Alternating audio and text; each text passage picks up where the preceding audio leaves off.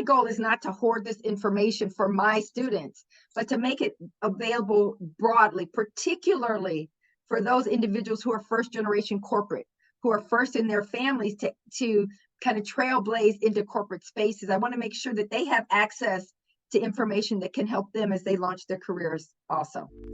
Have you ever noticed that some of the best ideas come from unexpected places?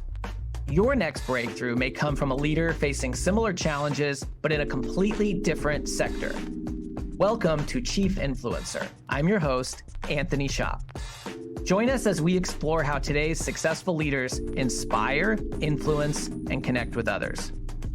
Chief Influencer is a production of Social Driver and the Communications Board, who have teamed up to spotlight how great leaders and communicators are making their impact in the world. This episode is brought to you by the George Washington University's College of Professional Studies. With in-person and online programs ranging from master's degrees in public relations strategy to certificate programs in digital communications, GW offers more than just the credentials to help working professionals get ahead. It prepares them to be leaders in their field. As a proud GW graduate myself, I can attest that faculty members combine academic rigor with real-world lessons that can't always be found in textbooks. Check out cps.gwu.edu for more information. Today, I'm thrilled to introduce Professor Gail Ayala Taylor, a distinguished academic and a beacon of inspiration in the world of business and marketing education. Professor Taylor is known for her significant contributions in both teaching and mentorship. The American Marketing Association Foundation recently recognized her as the recipient of the 2023 Williams Qualls Spratland Multicultural Mentoring Award of Excellence. Professor Taylor has educated numerous undergraduates, MBAs, CEOs, and senior business leaders since joining the faculty at the Tuck School of Business at Dartmouth College. And I'm pleased to say I was, in fact, one of her students. She's also taught around the world, from Chicago and Georgia to Brussels and Singapore, and on 2 semester-at-sea voyages. In fact, during her 2018 voyage, the students on the ship honored her dedication and teaching excellence by selecting her to deliver the faculty commencement address. Professor Taylor's primary research is in the areas of undergraduate transition from college to career, non-traditional retail sales promotions, and involuntary switching. Her research has appeared in a variety of academic journals. I won't read them all. In 2022, she was inducted into the PhD Projects Hall of Fame for her impact in advancing diversity in academia and in corporate America. She received her PhD in marketing from Florida State University, where she was McKnight Fellow. She holds a BA in hospitality management and an MBA in marketing, both from Michigan State University. Last thing I want to say is that beyond the classroom, Professor Taylor's passion lies in empowering women and individuals from underrepresented groups. She is the founder of Rise Career Launch, a program aimed at bridging the gap between college education and the professional world. This initiative has significantly contributed to the development of diverse future business leaders. Professor Taylor's been recognized as a leading mentor and a world-class educator, and today we recognize her as a chief influencer. Welcome, Professor Taylor. Thank you so much, Anthony. I'm absolutely thrilled to be here. Thank you for that lovely introduction. Well, there's so much more we could even say. You have such an incredible career. It's always hard to know what to focus on, but I'm so inspired by how you're able to, one, just connect with students and students of all ages and backgrounds. I think like business leaders are probably some of the hardest ones to get to pay attention, I can imagine, and, really motivate them and connect with them in a way that makes a huge difference. And I just wanted to start by asking if you could share some lessons that you've learned over your career about how you connect with and influence students, but particularly students that, might have a lot going on and maybe they might be a bit harder to get to pay attention. Well, Anthony, I love that question because I think it really gets at my love for teaching and why I love teaching. And I think it's really all about community and really helping us to know that we all can learn from each other. that it's not just a one-way street, that if, I might be in the front of the classroom, but I'm just kind of the conductor in the classroom of trying to help others connect, share their knowledge and their information. Yes, there may be some foundational elements that I need to make sure that my students understand, but everyone has something that they can contribute. And if I can create a space where people realize that and they're comfortable and they're willing to share what they have with others, we all learn. And I think for me, that has been something that I think has allowed me to connect with students at all different levels. That is such a great theme that you mentioned, and which we've heard from some other chief influencers, that influence isn't just one way, that it's two-way. And I wonder, how do you adapt that to, go from undergraduates who may be the first in their family to ever go to college to a CEO with thousands of employees? Um, how do you find that ability to connect and influence with such a broad range of students and stakeholders? Yes, I think there are some common themes, but I think there's some differences at different levels. And I really try to understand where my students are and how I might be able to help them. When I think particularly about the group that you mentioned, maybe first generation college students, so students who are first in their families to come to college, I really try to help them understand that, yes, they may be first, they're trailblazers, but they absolutely belong. And they absolutely have something to contribute, and that their voices are valuable. And so I try to give them an opportunity to show what they're capable of, to show their knowledge and their talent, and make them see, hey, I do belong here. I can contribute. When we think about the other spectrum, which are the senior leaders, what I found with them is that I really help them listen. I really help them develop the skills to listen to people who are around them, as opposed to being comfortable using their voices, which I try to help at the junior end. I try to help the senior individuals know that there's a lot that they can learn just by sitting back and watching, listening, and learning. And so it's really trying to see where they are and understanding that, yes, common across the board, we want to create community, but different groups have different experiences, and we have to kind of really understand those experiences, lean into them, and then really help to develop the skills that are necessary at whatever level someone's at. Yeah, I think, what you said there about belonging is so important. And we have an audience of all types of leaders and communicators who are part of our chief influencer community.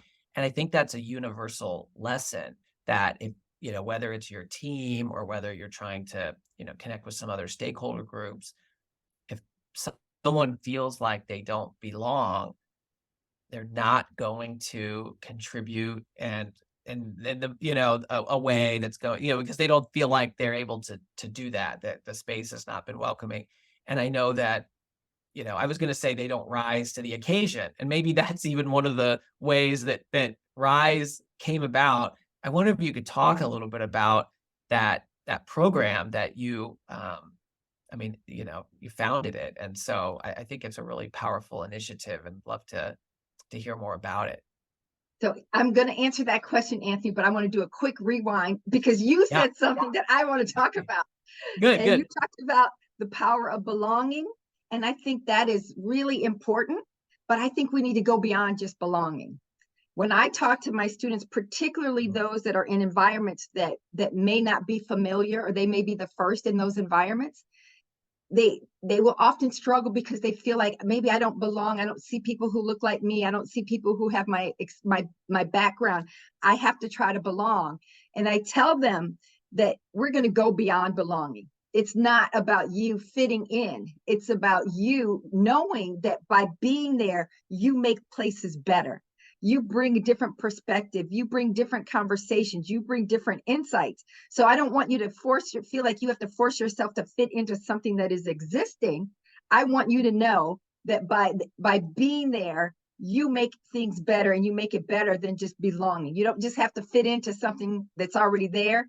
We want to create something new, something better by having you there. So I love this idea of belonging, but I really want to push people to think beyond just belonging, to thinking about what do we learn, what do we do, how do we make environments better when we look beyond just fitting in, but knowing that our presence in these environments can make things better. So I answered that question. Now I'll answer your second question. Love that. I love that. So you asked me about Rise Career Launch and how did I decide to launch this program? And I think I have to chuckle sometimes because, as you mentioned, I've been teaching entrepreneurs for I think well over 17 years. I love, love, love teaching entrepreneurs and business owners. I never, ever in my wildest dreams planned to be an entrepreneur or to launch a social impact venture. It was not part of my plan. I've seen the struggles. But sometimes when you are called to do something and you have information, you have the ability to solve a problem in a unique way, you kind of just have to do it. And Rise came about just from me trying to help my students. I had a group of women that were graduating. They had secured wonderful jobs in corporate America, very big companies, lots of Fortune 500 companies. And they wanted to know, what do I need to do to get off to the best start possible? And so it was funny because many of them were going into banks and I teach marketing. I'm a marketing professor. I'm not the finance professor. But if a student ever approached me and wanted help, I was going to figure out how to help them. And so I pulled together two incredible resources, one very senior Tuck alum who had started her own financial services company, doing incredibly well. Another one who was at a top big name financial services company. And the three of us got together, and this was pre-Zoom days. We had the old conference call in the middle of the desk. And we had a call with these women, and we gave them information about what they needed to do to get off to the best start possible. That turned into a retreat. I had invited the women to come to Boston. We rented out a full bed and breakfast. I did this for my students. And in that weekend, I really worked to try to give them the tools, tips, and strategies that they needed to help them navigate the corporate space. In class, we often teach our subject matter, but we don't often help our students know how to translate that subject matter into performance, into the work world. And so in that weekend, we really tried to help them get off to the best start possible and know that the first day wasn't when they walked in the door, but it started when they were preparing and getting ready to take those jobs. And so that's kind of how it started. It just kind of snowballed from there with finding out that it wasn't just a problem for this handful or select group of students. It was an insecurity that people had when transitioning from college, and how to take the skills they learned in the academic environment and translate that into an experiential learning environment or careers. And so that's how it all got started. Oh, that's amazing. In a second, I want to talk about what the corporate folks can learn from what you're doing in this program. But even before we get there, what are some of the major lessons or common themes that you see for those who participate in the program? So what I found is, I think part of the biggest struggle in my research, in my years of studying on a qualitative basis my students, is that when they come to my class, when they're on campus, they have a syllabus. And that syllabus has incredible structure. It tells them exactly what they have to read, when they have to read it. It tells them this is the date of the exam. And if you get 80% correct on the exam, you're going to get this grade. If you get 90% on the exam, you're going to get this grade. The college campus has the structure that really helps students know exactly what to expect when they come in the classroom. And it also tells them how they're going to be evaluated and how they're going to be rewarded or recognized. The same structure is not necessarily in place so crystal clear when someone goes to work in a corporate environment. And I think that the ability to have to try to create this structure can be a challenge. And so I developed a tool to help give them that structure around Rise. So the name of the social impact venture is Rise Career Launch, but Rise was used very intentionally. And that it's around 4 elements. The R is around relationships. So I teach the importance of building effective, positive, personal and professional relationships. That you can't just kind of Go in your cubby, put your head down and do your work. At college, if you have the syllabus and you put your head down, you do the work, you're going to be rewarded by the amount of time, effort that you put into that. At work, you need to get out of your space. It's not just doing the work. You have to meet people. You have to engage with your peers. You have to engage with your supervisors, engage with everybody in all levels of the organization. And it's not just about doing the work. There's another layer. And so I captured that with the R around building relationships.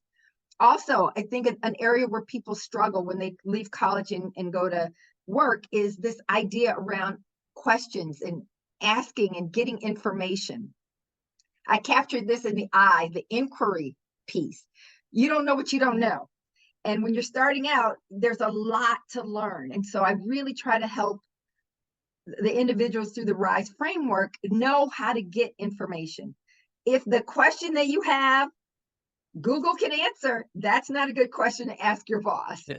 But if it's something you've been spending hours and hours, that you need to find that balance between being effective and efficient with your time, that it makes sense to ask someone, ask a peer, ask someone that may be a step up. But if you can't, are having trouble finding the answer, it makes more sense to go to your boss, let them know what you've done to try to source the information yourself, and then ask if they can either point you in the right direction or help you fill this information void. The S, I think, is around skills. I think individuals, they struggle with trying to know what skills are important and how to develop the skills. And I say you need to have functional skills, interpersonal skills, and technical skills. And all of these skills are important. And you need to make sure that you individually can recognize where your strengths are and where your opportunities areas are, and be able to effectively communicate to your boss how you might be able to find support in these areas where you might need them. The last area I think is really important, and I've used this to capture what I think is a particularly important element for young new hires, and that is around understanding what's expected of them. I think as I did the research to come up with this framework, I talked to just several people out in the business world, and I asked them, what's the difference between a really good new hire and someone that you just want to put on the fast track and you want to make sure this person never leaves your company? And they said the really good new hires are those individuals who go above and beyond. They do what's asked for them, but they do a little bit more. And so I really thinking about that, I said it's important that people who are starting out understand expectations. They understand what's expected of them, because if you try to exceed them without meeting the base expectations, it's going to be a problem. And so I really work with my students to get them to try to be able to understand and have clarity around those expectations so that they can then perform to them, do them well consistently, and then work to go above and beyond them.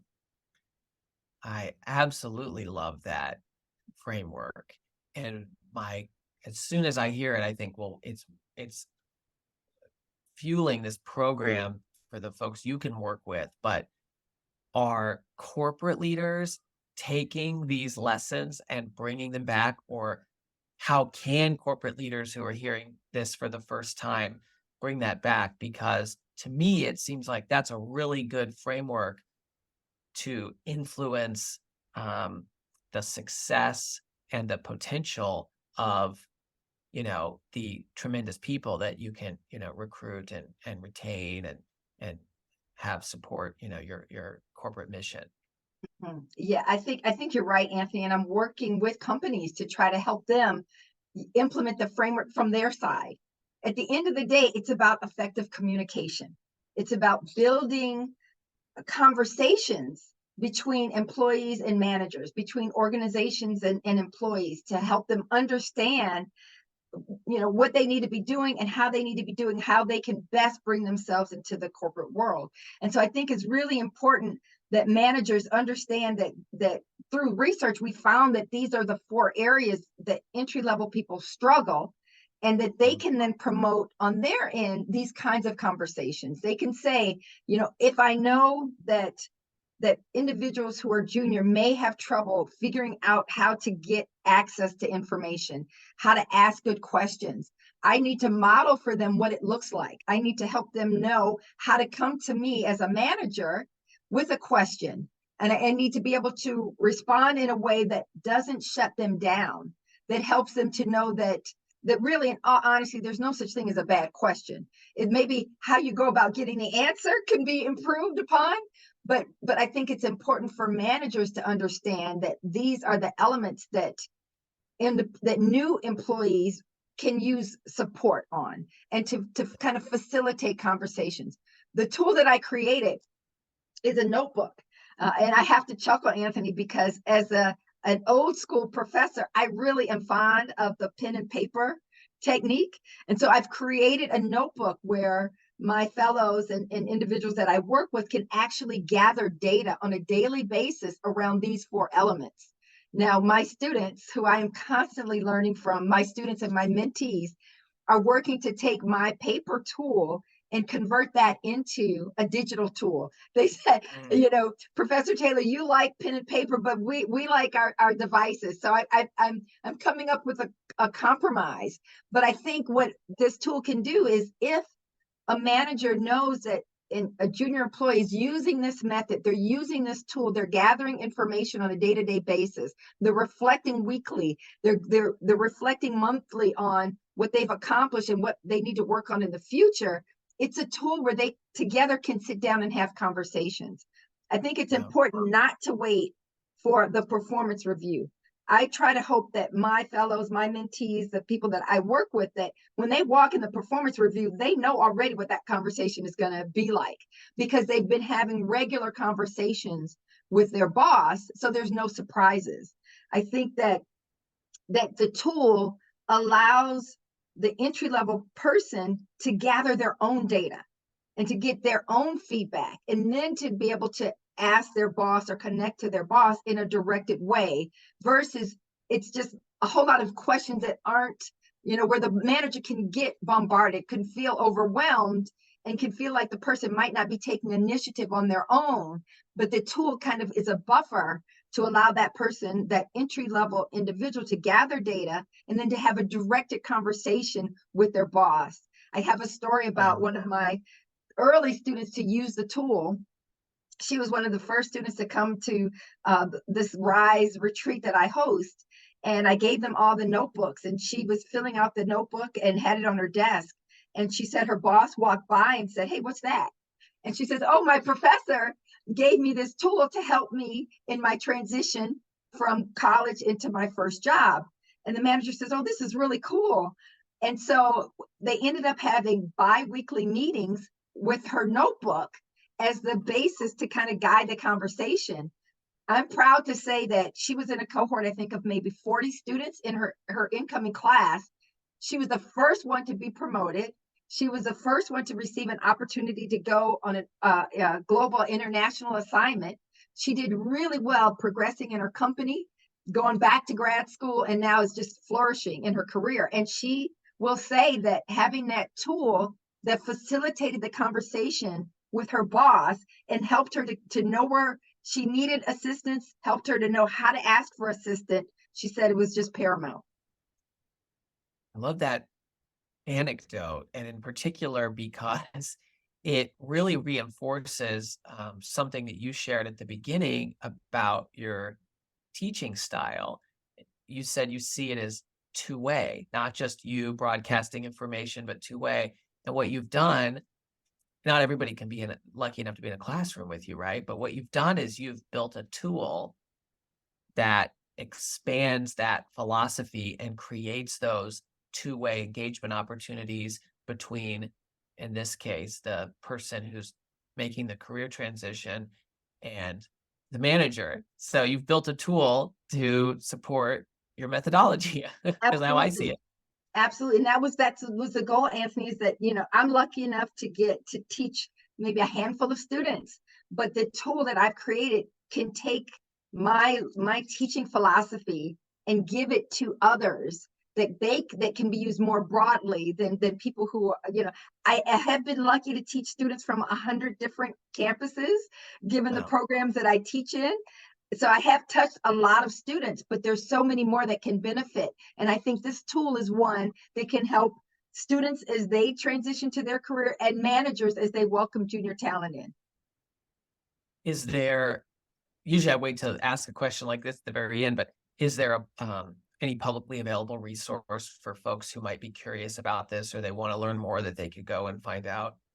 So they can definitely go to the website Rise Career Launch, and we will absolutely work with trying to either help share our notebooks. I've got cases of the notebooks; they work. We're hoping that the digital tool comes out in 2024. So we're working Right. really hard to share the knowledge that we've created and make it available more broadly. I do work with companies in smaller engagements to do workshops for their entry level employees, for their managers, to share what we've learned over the years through Rise as well as through my research. So we really, my goal is not to hoard this information for my students, but to make it available broadly, particularly for those individuals who are first generation corporate, who are first in their families to kind of trailblaze into corporate spaces. I want to make sure that they have access to information that can help them as they launch their careers also. Well, and Professor Taylor, it just strikes me that this, I know you've been working on it for a long time, but is more critical than ever right now, because just the changing business environment and hybrid and remote and all of these things going on, creating tools to facilitate this type of transition for any entry level worker, it is something that's really valuable. So I'm so excited to hear that more and more folks are finding out about it and taking advantage of it. Yeah, and to your question, Anthony, is I realize that I'm really good at what I do. Really thinking about my students. I've been a professor for 28 years. I have studied students in their transition from college to career, but I learned that just working on the inputs, it wasn't enough. That I had to help corporate America. I had to work on the business side to help corporate America better understand the challenges that their incoming employees are facing, and some of the barriers that are in place that corporate America they don't intend to put barriers in front of their new talent. They don't, No, but they're there, particularly for people who are entering these spaces for the first time. And so yeah, I'm working on a book project to really speak directly to corporate America, to give them some more tools and strategies and tips to help them be able to bring on their new talent, particularly those that are first gen corporate. It could be first gen college students. It could be kids whose parents have degrees but are working in other professional capacities outside of corporate. So there's a growing pool of individuals that are first gen corporate that are entering the space. And I want to make sure that corporate America has the tools to ease yeah. that transition for them, make them feel welcome so that they can then build strong, long lasting careers as well. Oh, that's fantastic. I can't wait to read it when it comes out. I know you're still in progress on it, but making good strides. I wanted to switch gears for a second, because you're a marketing professor, as you said. I mean, marketing is part of your expertise, and I had the benefit of being one of your students through the program at Talk, which is just an incredible program for folks who are leading businesses. Um, I thought that one of the ways that you described what marketing is was just like because there's a lot of ways that what's marketing. There's a lot of ways to answer that question, but you had a really simple way that you described it that clicked with me, and I thought, this is the way people should think about it. So I wondered if you could talk a little bit about your marketing philosophy, and then maybe we can also tell folks about the program because I want to make sure folks know about this wonderful program at Tuck. But when folks say, "Well, what's marketing?"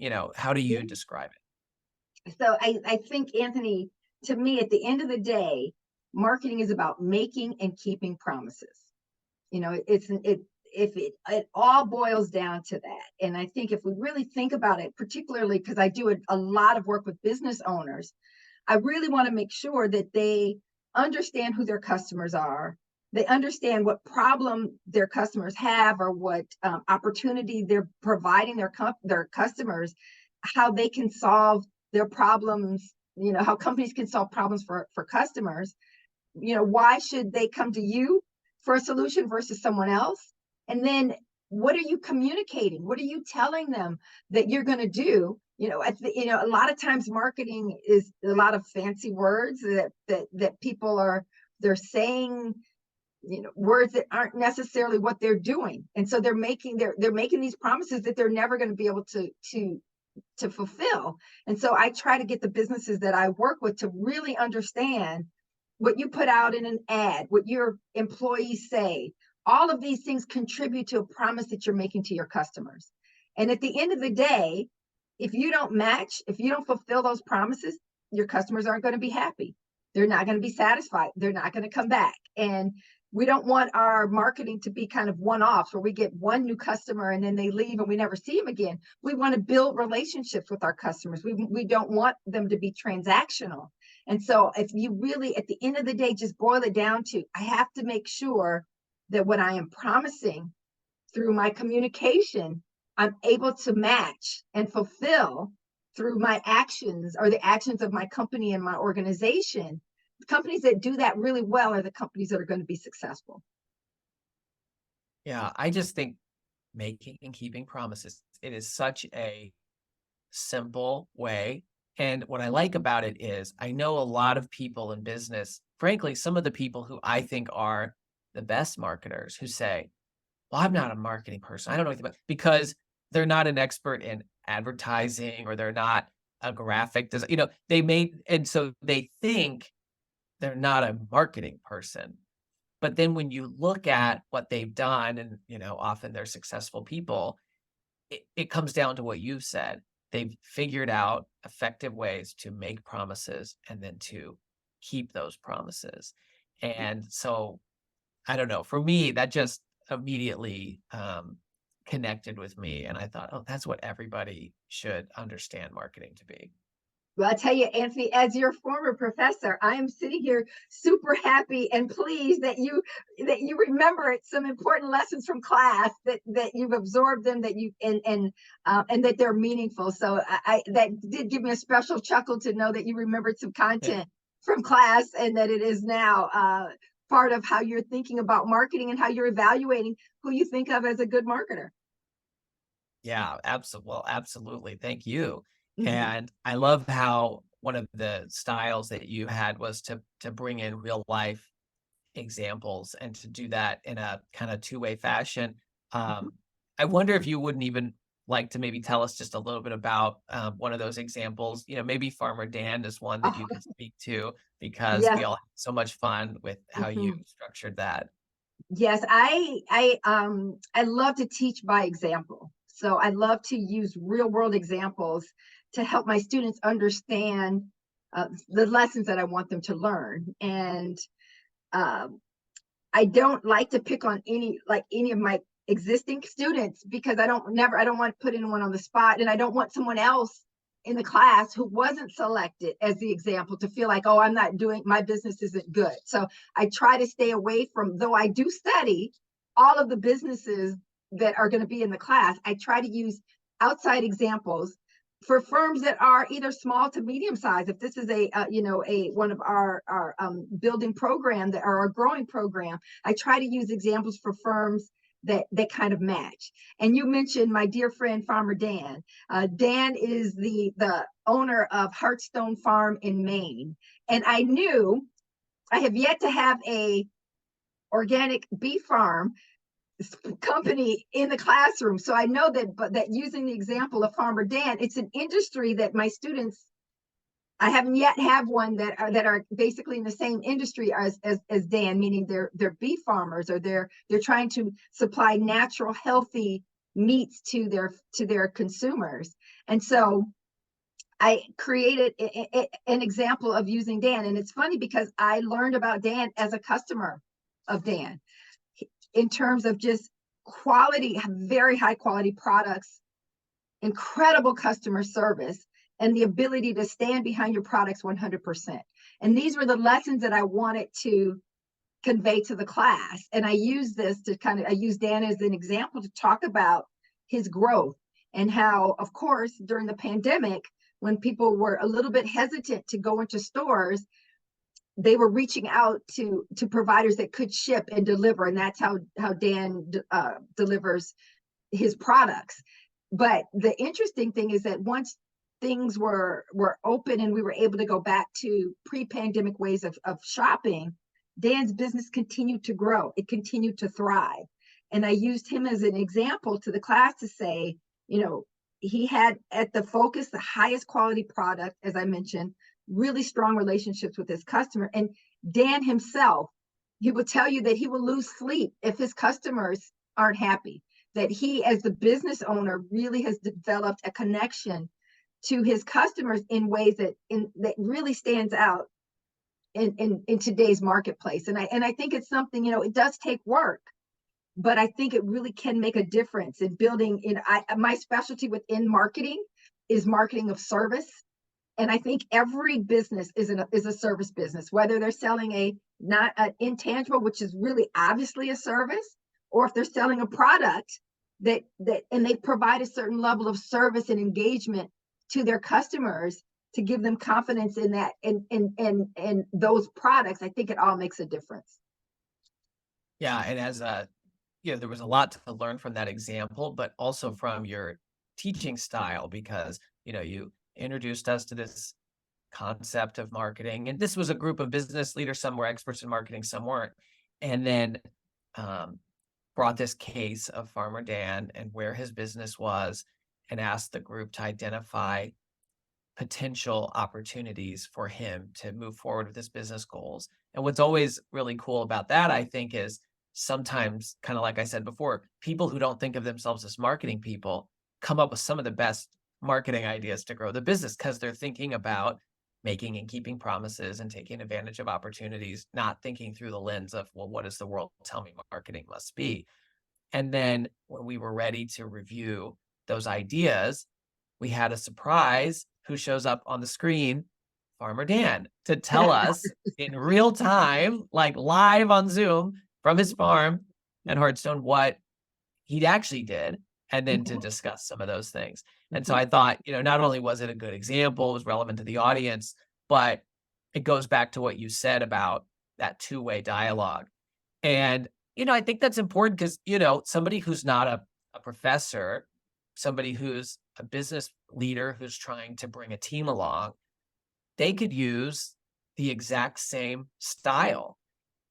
So many times people just put together a PowerPoint and go one way to their group, but they can find ways to engage the audience and the group the way you do.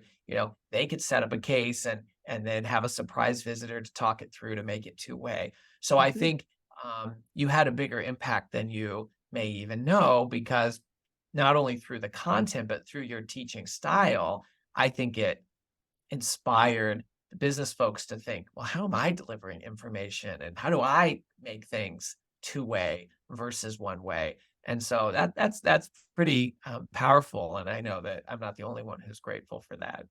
Well, Anthony, that's a huge, huge compliment. And I will say thank you. I'm thrilled that beyond just the content, that there are other things that my students could take away from the class. So thank you so much for sharing that. I appreciate it. Part of the reason why I want to use cases like Farmer Dan is because I want to push my students to think that you don't just have to look within your industry for ideas and examples, but you can also often borrow from other industries. You might not, I know, you're not in the beef business, you're not in the providing food for customers, but there are things that we can learn by studying Farmer Dan, by studying other businesses that we can then bring into ours, that gives us a great opportunity to be innovative. Well, and that's a great point, and it's kind of a good segue to a question for you. One of our sort of pillars of Chief Influencer and why we do this is we know that leaders can learn so much from people who are outside of their normal industry. A diplomat can learn from a professor, and a politician can learn from an orchestra conductor. And so I wonder, are there any places outside of the traditional world of academia, or even corporate perhaps, where you have gotten inspiration that has influenced how you teach or how you mentor? Absolutely, Anthony. And I want to say it probably comes from my, how I came to having a specialty in service. And My undergrad was in hospitality management, as you mentioned, at Michigan State. So I've always had service baked into my DNA. But I get inspiration from really good companies that provide excellent customer service. I think of companies like USAA and the way that they are consistently able to deliver excellent service year over year over year. And I think about that service that they deliver to their customers, and I think about my students in the same way. How can I connect with my students in the ways that some of the top companies that are delivering customer service are able to? There are customer service is really tough, particularly in this day and age. And so I study them, and I study things like learning about the first encounter and the last encounter being particularly important, and making sure that like USAA, they make sure that their customers feel that they are truly cared about, not as a sales gimmick, but they equip their salespeople, the people who are on the front line, with the tools to be able to gauge and make it more of a relationship than a transaction. And personally, I have borrowed from these companies that I know have been incredibly successful and tried to do the same thing in my classroom. And I tell you, it's been incredibly rewarding for me, because it takes it from like I said at the beginning, just me at the front talking, to it's more of a circle where we all are sharing and communicating and building this environment where we are all having exchange. Marketing is about making and keeping promises, but it's also about building and creating value and having effective exchanges. And so I study some of the companies that are doing it in the world, that are doing it at the highest level, and I bring some of those strategies into my classroom, and then I try to emulate them through my teaching. That's wonderful. Thank you so much. I think this conversation just had some fantastic themes, but overarching this idea that influence is not just one way, it's two-way. And you Absolutely. gave some great examples of how to do that, through teaching, through marketing. I mean, making and keeping promises right there is obviously about a two-way. And then you've developed a tool with Rise, about relationships and inquiry skills and expectations, so that folks who are transitioning into the corporate world for the first time can be successful. And that tool fosters two-way communication with their managers, so that the managers can make sure they're making and keeping the promises with the new team members, Yeah. and vice versa. So I think folks are probably very clear why you have been selected as a chief influencer. And I just want to say thank you for making time to share with us today, Professor Taylor. Well, Anthony, it truly, truly was my pleasure. Any chance I get to spend time with you is a plus, and I really love sharing what we're doing in the classroom, through Rise, through the book, because I think at the end of the day, we want to make access to information. We want everyone to be able to have the information that they need to be able to go with confidence into new spaces. So I really thank you for inviting me and for allowing me to share my story and my students with you as well.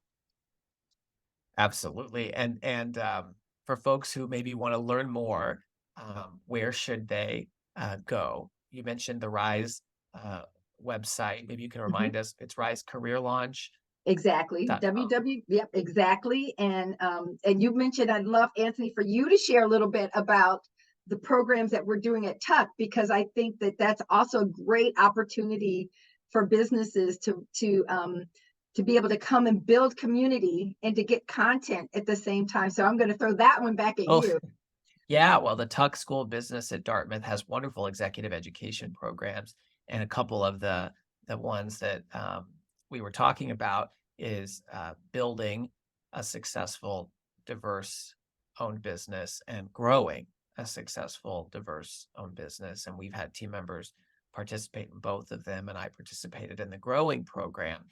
And it's a really tremendous opportunity, and you have wonderful professors like you and the cohort you get to spend time with, and some great corporations that sponsor scholarships like Wells Fargo and TIAA and Bank of America. So for folks who can do it, I tell you, go look at Tuck, and I'm confident from my experience with those programs that all of the executive education programs are high quality. I have no doubt because of how this one was run.